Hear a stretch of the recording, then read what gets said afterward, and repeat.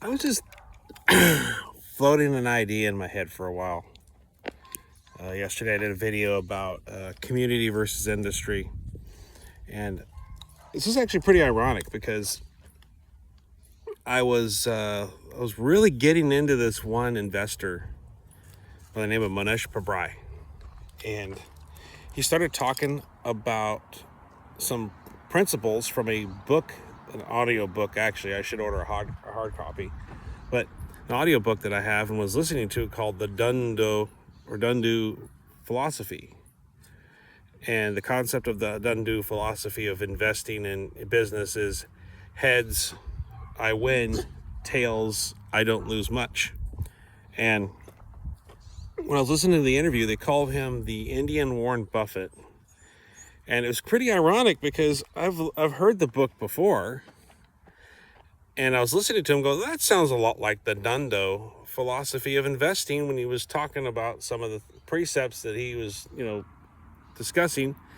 And I realized, hey, hold on. After I was just the other day, I was listening to the book again, and I pop up the cover, Mohnish Pabrai. That's him. That's the guy. And actually, and I think, and if I remember right, he was actually at this last shareholder meeting at Berkshire Hathaway. He was down in the floor seats. I don't know if that was a certain amount gets a floor seat, or I don't know how they work that out, but I think he was on the floor seats, if I remember correctly. I've seen him on some of the TV coverage, and he was talking in his interviews about, Charlie Munger and playing bridge and things like that. And he talked about how the Americans are somewhat adverse to cloning.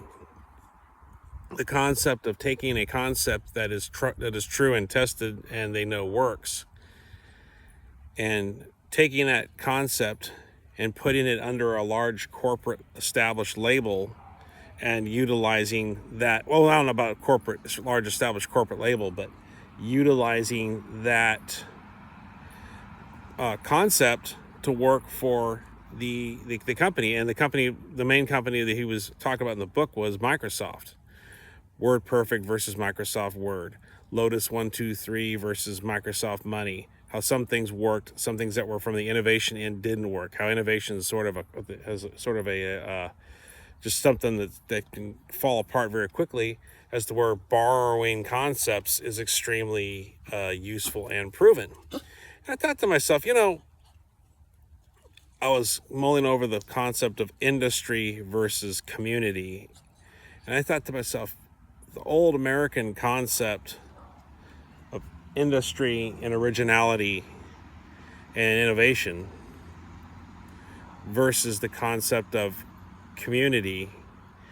Well, in a community, it's not really, it's sort of, it would be very frowned upon for me to basically use another person's designs, use another person's techniques, use another person's widgets or whatever. And I understand there are patents and things on certain items and stuff like that, but I'm kind of wondering, maybe the whole point behind taking things from industry to community might be to make borrowing designs and concepts and whatnot blasé. And it is sort of blasé among Americans. I remember there was this tale of a guy who was making these knives overseas, and they even had the names of the makers on them. And I guess he was at a knife show, and everybody was kind of coming up to the table. And these are just eyewitness accounts. This wasn't, or secondhand accounts. This wasn't, filmed or anything. And it turns out that they were basically saying, hey, why is our designs being copied? And the guy running the booth was kind of like, I don't see the big deal in it. How some people from other countries are less adverse to copying versus Americans that have more of a defined boundary of, that's my design, that's my intellectual property. And that the whole concept of borrowing a design and building on another person's foundation is kind of a way of, maybe it's like, I don't know, it's like kind of like people that might be adverse to calling a repairman when they know they could do it themselves. There's some of that independence factor in it or whatnot. But it's pretty interesting how in the knife world, I was thinking maybe the shift from industry to community is maybe there to sort of discourage some of that, to discourage people pressing out multiple designs from other makers. I made a design, and I remember a guy copied my handle. I remember I made a design. The guy had a handle that he had introduced that looked similar to mine. Quite literally 2 hours later, he went out and ground out the blanks and was making versions of my handle that I thought would have taken on the world, and it didn't do anything. I didn't sell one. I sold one to the local guy that was able to handle it. Once people handled it, they understand how comfortable it is. But I didn't sell a one. It was I don't know. It was pretty interesting, but then some people might say, well, that looks a lot like so-and-so's handle. So I don't know. Maybe I need to get more into, rather than worrying about this liner lock knife maker's block that I have, rather than fretting about that, maybe I should just go ahead and just make something for myself of an old classic that I like, and dang the consequences, and just keep it for personal use. Don't sell it or anything, just keep it for personal use. See, I like this knife that's no longer being made, and since I got the means to make it, I may not be able to make all the mechanisms and stuff, but I might be able to make the cutout, the overall shape, and the handle, and the artistry part of it, and the aesthetic part of it that I want to enjoy. Maybe I should just take the plunge and do that. And maybe some people might say, well, that looks like my knife, or that looks like so-and-so's knife, and say, well, it's just for personal use. I'm not running out there. I wonder if there's any rules against that. If knife designs, I know certain features on a knife may have patents. I'm not a lawyer, this is not legal advice, but certain features I've been told have patents. I was told actually once that a certain handle knotting had a patent. Certain sorts of things that are on blades and whatnot had patents. Certain locks may have patents. I'm kind of curious how that would work.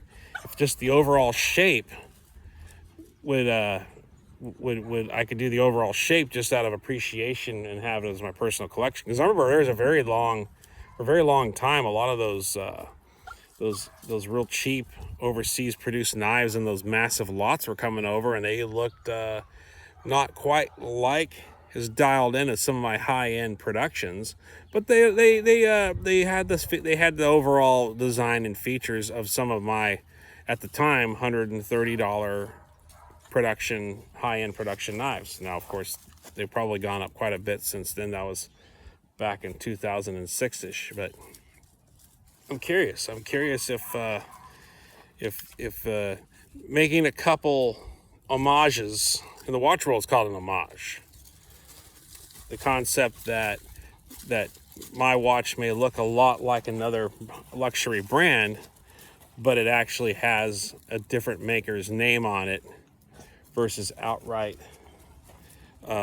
putting a maker's name on it and not being made in that maker's factory, not made under license of that maker.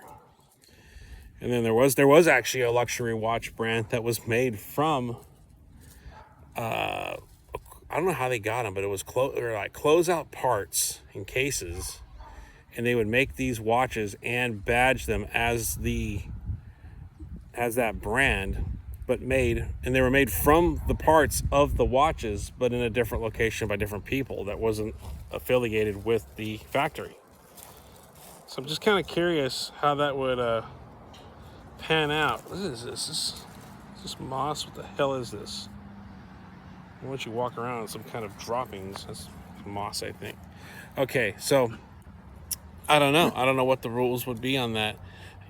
They go overseas and they see knockoff watches with the same names on them. But over here, you may see something. They may see something that looks much like the same watch, almost part for part, but then it has a different brand on it.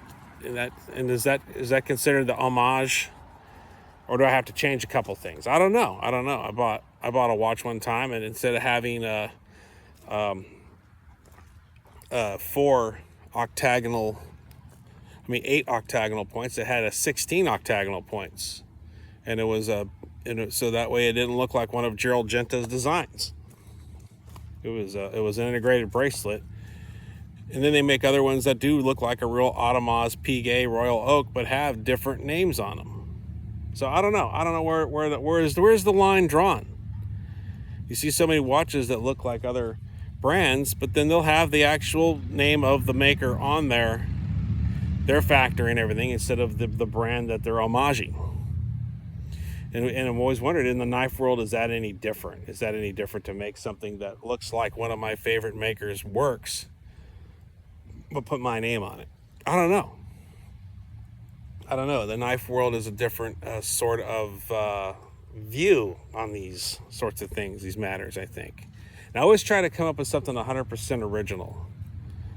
But then when I make a knife, I've made knives before where I notice, that kind of looks a little bit like so-and-so's pommel. Or that looks a little bit like so-and-so's grip. Or that looks a little bit like so-and-so's grind lines. And it's kind of like, how many ways is there to make a knife? And will we eventually run out of ways to make a knife to where anybody who comes on the scene is copying somebody? I'm copying everybody else in the fact that it has an edge and it cuts. I could be copying everybody from that. It's like, well, this cuts material. Well, that guy down there makes the same thing. Because somebody makes a car or produces a truck, well, it's got 4 wheels and a motor. Are they copying someone else? So where does it stop? So I don't know. I don't know what to think. I don't know what to think. So just kind of thinking of some stuff there, and don't worry about the haters. Just let the haters worry about you. See you on the next one.